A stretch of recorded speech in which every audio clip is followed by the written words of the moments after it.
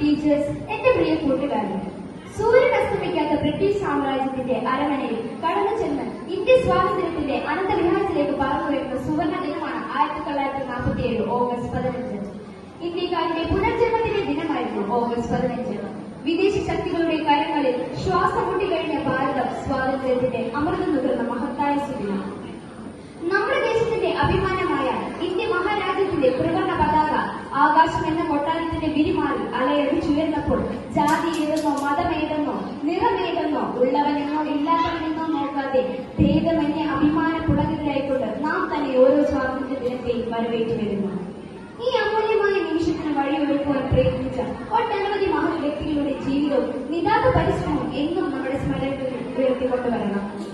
നമ്മുടെ രാഷ്ട്രപിതാവായ മഹാത്മാഗാന്ധിജിയുടെ, നേതാജി സുഭാഷ് ചന്ദ്രബോസിന്റെയും ജവഹർലാൽ നെഹ്റുവിന്റെയും ഓർമ്മകൾക്ക് മുൻപിൽ നമുക്ക് പ്രണാമം കൽപ്പിക്കാം.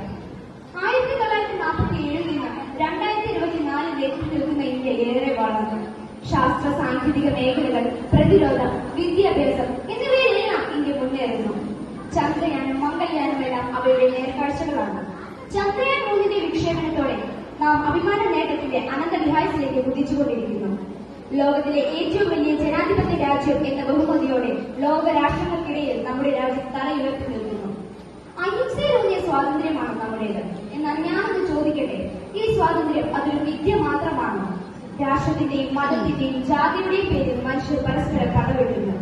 കൊലപാതകങ്ങളും സ്ത്രീധന പീഡനങ്ങളും കുഞ്ഞുങ്ങൾക്ക് മേലുള്ള അതിക്രമങ്ങളും തുടർക്കാഴ്ചയാകുമ്പോൾ യഥാർത്ഥത്തിൽ നമുക്ക് സ്വാതന്ത്ര്യം ലഭിച്ചിട്ടുണ്ടോ എന്ന് നോക്കേണ്ടിയിരിക്കുന്നു. ഇന്ത്യ എന്റെ രാജ്യമാണ്, എല്ലാ ഇന്ത്യക്കാരും എന്റെ സഹോദരി സഹോദരന്മാരാണ് എന്ന വാക്കാൽ പ്രതിജ്ഞ ചെയ്താൽ മാത്രം നാം യഥാർത്ഥ ഇന്ത്യക്കാരാകില്ല.